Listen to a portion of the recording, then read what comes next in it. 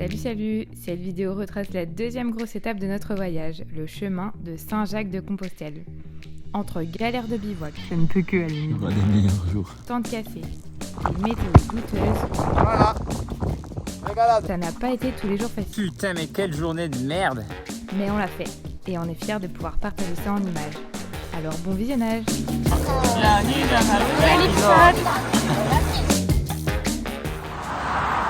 Bon, là on vient de partir du camping, on est déjà en sueur. Et j'avoue qu'aujourd'hui, moi je stresse un peu. Premier col, première grosse difficulté. Mais bon, dans 3 km, tu m'as dit, on est en Espagne déjà. Et dans 15 km, on est en haut du col. Ouais. Voilà, bon, on va voir comment ça va se dérouler. Allez, à plus. Ben, du coup, on va par là. Juste là. Ouais. Ouais, toi tu dis oui direct quoi. Tout là-haut là, c'est le sommet du col. Horrible de le voir alors qu'on est juste au pied. Mais bon, ça a l'air super beau. Allez, on a fait un tiers, 5 km sur 15 de col. Il fait chaud. 22 km, il nous en restera 10. Ma tête quand j'ai compris que c'était plus long que prévu. Pause repas, bien mérité. Ça a été? Moi, ça va. Tranquille toi, genre facile. Oui. Facile. Putain, on se prend un vent de face de malade avec des grosses rafales, toi tu dis facile. Bon, je vais manger mon saucisson puis je vais aller chialer dans mon coin. À la vôtre.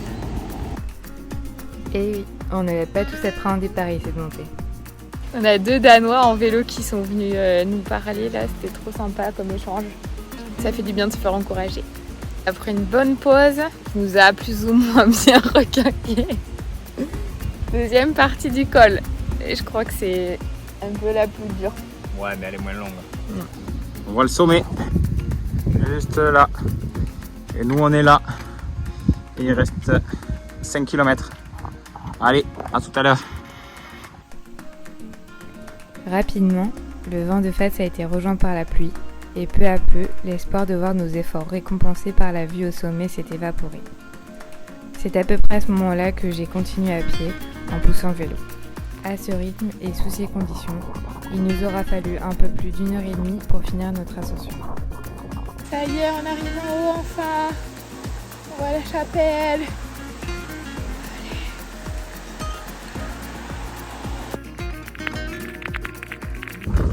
Voilà. On y est. Ça va alors. Régalade. On va essayer de trouver de quoi bivouaquer maintenant. Bon, bah, notre sac kaki, il est pas étanche. Et dedans, il y avait les sacs de couchage et du lait. C'est pour ça que vous me retrouvez dans ce grand lit. Voilà, on a pris un hôtel pour ce soir. Un peu les plans du dernier moment. Mais bon, là, c'est cas de force majeure. Mais on n'avait encore jamais eu de pluie jusque-là. Bon, en tout cas, l'expérience va nous servir pour l'avenir, ça c'est sûr. On va pas se plaindre, hein. On s'est gagné une bonne nuit dans un vrai lit au chaud. Voilà. Le lendemain, nos duvets avaient séché et le soleil était de retour. Mais ce qu'on a le plus apprécié, c'est de commencer la journée par une longue descente. Et même si après il y a eu quand même un peu de dénivelé, nous sommes vite arrivés à la première grosse ville du Camino. On est à Pampelune. À peine installés que l'ambiance de la ville nous ramenait dans ses rues.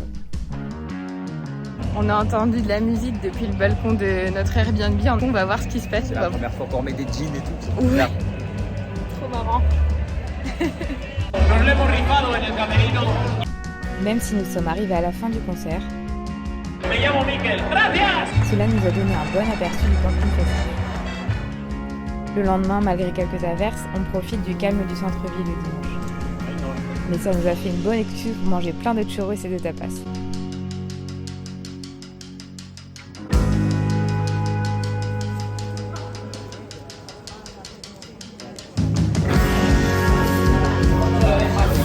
Bon appétit.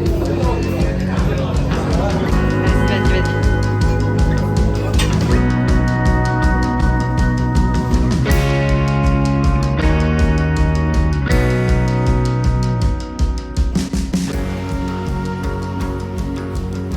bien ressourcés, on reprend les vélos avec plaisir.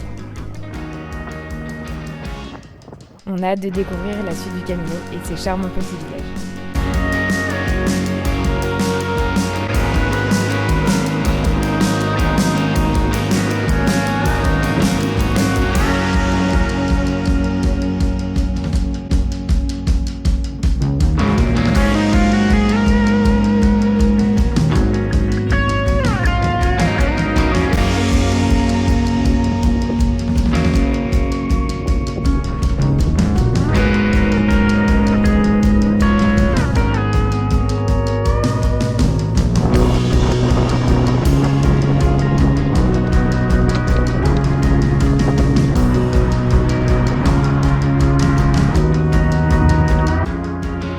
Et pour une reprise, on ne fait pas semblant. 53 km et 850 mètres de dénivelé positif. On a épuisé et les 5 prochains kilomètres montent encore.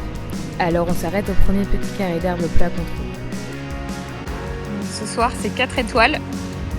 On dort au dos d'un haut champ. On passe d'un extrême à l'autre. Vraiment, il n'y a pas de transition.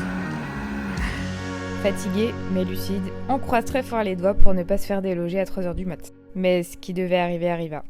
Bon, sans surprise. Attends, j'attends que les gens y passent. Bon, effectivement, le choix du bivouac, c'était pas idéal. Déjà, il y a eu plein de passages. Ouais. On est derrière un hypermarché, quoi. Voilà. Et du coup, au moment de fermer la tente, les flics sont venus faire un petit coucou. On leur a dit qu'on partait demain matin et... La suite au prochain épisode.